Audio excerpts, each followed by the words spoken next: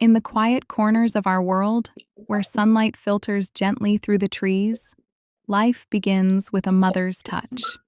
For monkeys, as for us, motherhood is not instinct alone. It is devotion.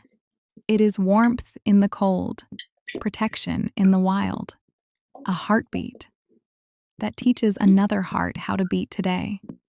We witness something both fragile and eternal. A mother lies still. Her body, once full of movement and vigilance, now rests in silence. To the untrained eye, this may seem like just another moment in nature, but to those who understand primates, this is the breaking of a world. Because in monkey societies, a mother is everything. She is food, she is safety, she is the first teacher, and the center of emotional life.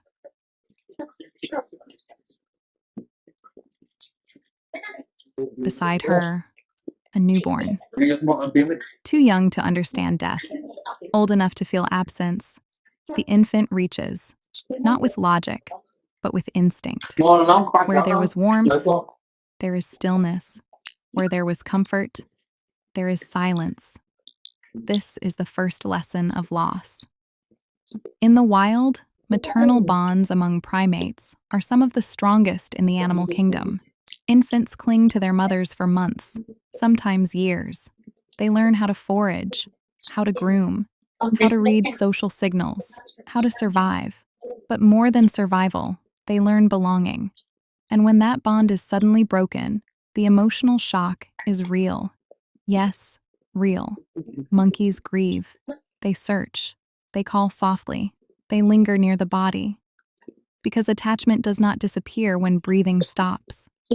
This is not just an animal story. It is a story of motherhood, of vulnerability, of love that exists beyond language. In that tiny infant's confusion, we see something familiar. We see ourselves, the need to be held, the fear of being alone, the ache of not understanding why someone we love is no longer there.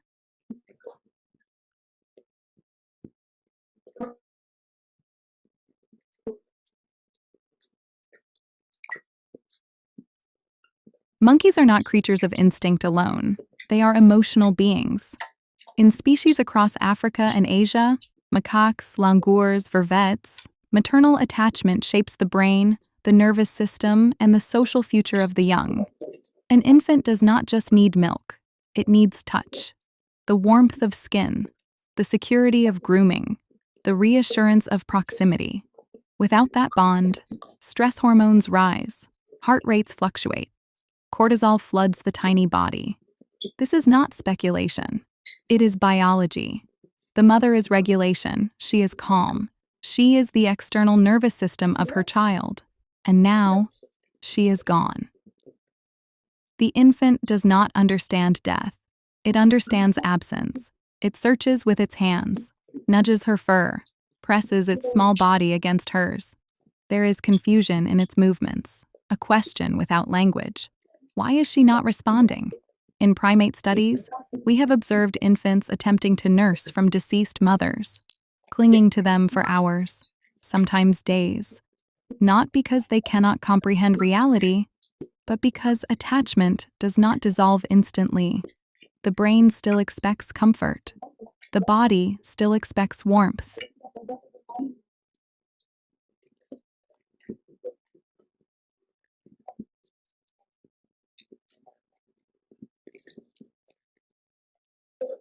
For centuries, humans believed grief belonged only to us.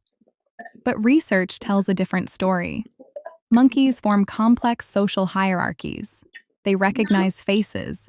They remember alliances. They reconcile after conflict. They comfort distressed companions. And when loss strikes, they react. Group members may gather around the body. They may sit quietly. They may inspect, touch, withdraw, and return again. It is not theatrical. It is real. In this moment, what we are witnessing is not just biological tragedy. It is emotional rupture.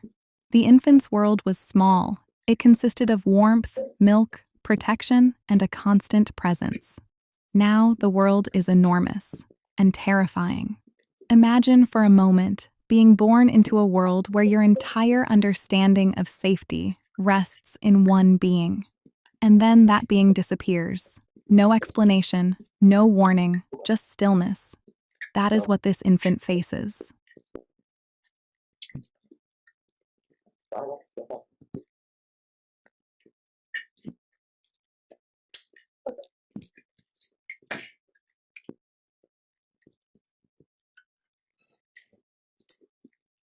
A mother monkey's role extends far beyond nourishment. She teaches how to groom, strengthening social bonds, how to interpret facial expressions, how to respond to threats, how to navigate dominance hierarchies. Every movement she makes is a lesson. When she forages, the infant watches. When she reacts to danger, the infant memorizes. She is a living textbook of survival. Without her, the odds shift.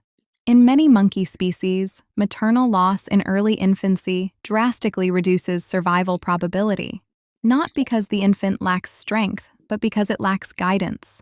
The forest is not forgiving. Predators do not pause for grief. Listen closely. There may be soft vocalizations, small coos, or contact calls. These are not random sounds. They are communication attempts. Respond. I am here. Where are you? Monkeys possess nuanced vocal systems. Different calls signal danger, reassurance, location. But no call can summon the unmoving. And so, the infant lingers. Time stretches. Grief in animals is not dramatic like in human cinema. It is quieter. It is persistence. It is staying near the body longer than necessary. It is hesitation before leaving. What makes this moment powerful is not spectacle. It is recognition. We recognize the bond. We recognize the loss. Across species, the attachment between mother and child activates the same neurological pathways: oxytocin release, dopamine reward systems, attachment circuitry. Love, in its biological form, is ancient. Older than language, older than civilization. It lives in the mammalian brain. And here, in this quiet space, we see it stripped to its most vulnerable form.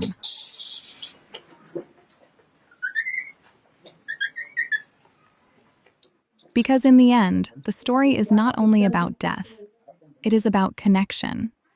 It is about the invisible threads that tie one heartbeat to another, threads that stretch across species, across forests, across time. A mother's love is not measured by its length. It is measured by its imprint.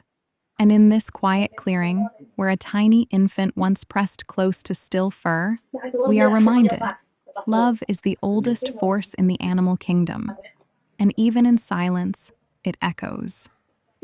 Don't forget to like, share, and subscribe my channel.